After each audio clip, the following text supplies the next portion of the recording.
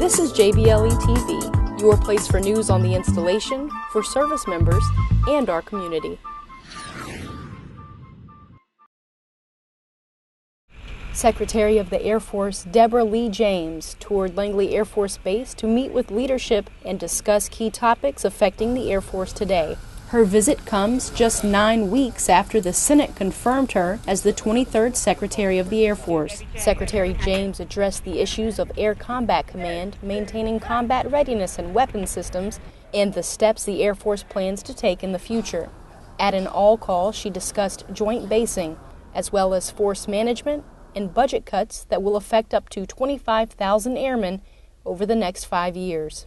We chose, when it came to the tough choices, to make some manpower and force structure reductions in order to reinvest more monies into the readiness of today, as well as some of those technologies and platforms I was talking to you about for the future.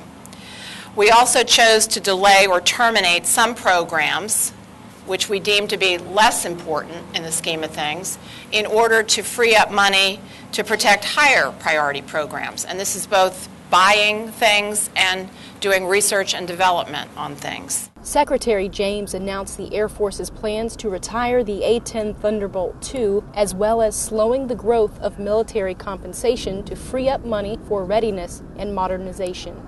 Secretary James reminded airmen across the base that although there are tough challenges ahead, the U.S. Military Joint Force cannot get by without what the Air Force brings to the table.